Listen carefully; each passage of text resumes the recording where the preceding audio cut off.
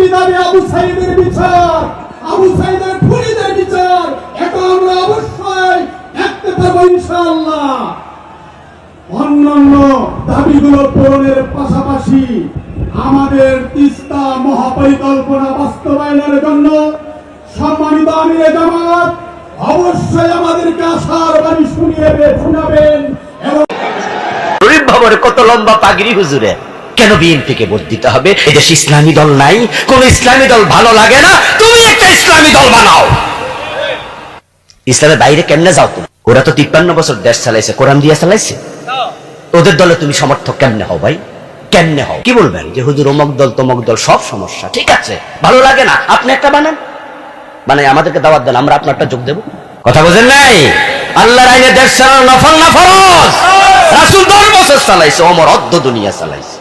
কোরআন না মেনে, হাদিস না মেনে আব্দুল্লাহ যিনি বাংলাদেশের নেতৃত্ব দিচ্ছেন, জাতীয়তাবাদী দলের নেতৃত্ব দিচ্ছেন, তিনি প্রবাস থেকে যে নেতৃত্ব দিয়েছেন, তার নেতৃত্বে জাতীয় ঐক্যবদ্ধ হয়ে বেশিবাদের যেভাবে পথন ঘটাইছেন, আজকে বলব শরীফ ভবনে কত লম্বা পাগড়ি হুজুরে, কেন বিএনপিকে ভোট দিতে হবে? এদেশ ইসলামী দল নাই, কোন ইসলামী দল ভালো লাগে না, তুমি একটা ইসলামী দল বানাও। ইসলামের বাইরে কেমনে যাও তুমি? ওরা তো 53 বছর দেশ চালাইছে, কোরআন দিয়ে চালাইছে। ওদের দলে তুমি সমর্থক কেমনে হও ভাই? কেমনে হও? কি বলবেন যে হুজুর অমুক দল তমুক দল সব সমস্যা? ঠিক আছে, ভালো লাগে না, আপনি একটা বানান, মানে আমাদেরকে দাওয়াত দেন, আমরা আপনারটা যোগ দেব। কথা বোঝেন নাই?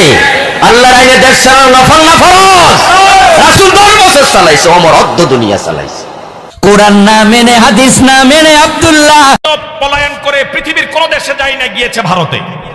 75 সনেও পলায়ন করে গিয়েছে ভারতে, 24 সালেও গিয়েছে কোন দেশে? যাদের ভারত এত প্রিয়, আসলে এরা বাংলাদেশকে শাসন করে নাই, বাংলাদেশকে শোষণ করেছে। বাবা হত্যার প্রতিশোধ নিতে এরা এসেছে। এরা ভারতীয় রাজাকার, এরা দেশ বিরোধী, এরা মানবতা বিরোধী, এটা গোটা জাতির শত্রু।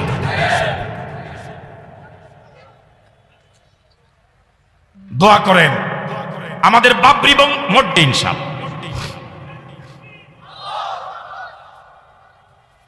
ভারত এখনো টের পায় নাই। ভারত মনে করেছে হুমকি দিলে বাংলাদেশের মানুষ, ওরা হুমকি দিলেই ঘরে ঢুকে যাবে। ভারত তোমার জনবল আছে, অস্ত্র আছে, কিন্তু মুসলমানদের, বাংলাদেশের মুসলমানদের ঈমান আছে, যে ঈমানকে মোকাবেলা করার কোন অস্ত্র তোমার হাতে নয়। সুতরাং বাংলাদেশের ব্যাপারে কথা বলতে হিসাব নিকাশ করে কথা বলা দরকার।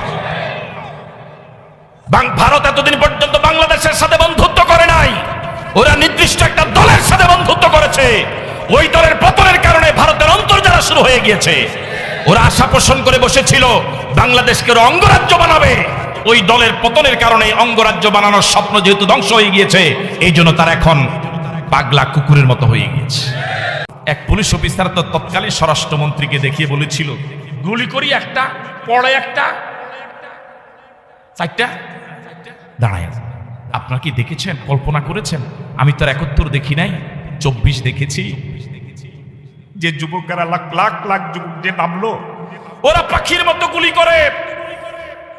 যুদ্ধ লাগলে পরে শত্রুকে মানুষ যেভাবে গুলি করে, যে মানের গুলি করে, এই দেশের জনগণের বুকে তারা এই মানের গুলি চালিয়েছে। যাত্রাবাড়িতে পত্রিকা দেখেছি, পরে নেটও দেখেছি, গুলি আসছে, একটার পর একটা লাশ পড়ছে। ছাত্র জনতার লাশগুলোর প্রতি তাদের কোনো খেয়াল নেই। ওরা বক্তব্য দিচ্ছে লাশ লাশের জায়গায় থাকুক, কেউ না কেউ লাশ দাফন করার পাওয়া যাবে, কিন্তু এই জালেমকে পদদলিত করার জন্য কাউকে পাওয়া যাবে না, আমাদের ছাড়া সামনে যেতে হবে। এই যুবকদের জন্য মন থেকে দোয়া করি, আল্লাহ এই যুবকদের মাঝে যারা শহীদ হলো, কবর গেল, তাদেরকে জান্নাতুল ফেরদাউসের মেহমান বানায় দাও। যারা আহত আছে আল্লাহ তাদেরকে সুস্থতার নিয়ামত দাও। বাংলাদেশের জমিন থেকে অন্ধকার দূর করে যারা আলো আনতে ভূমিকা রাখলো, আল্লাহ তাদের প্রতি তুমি রহম করো।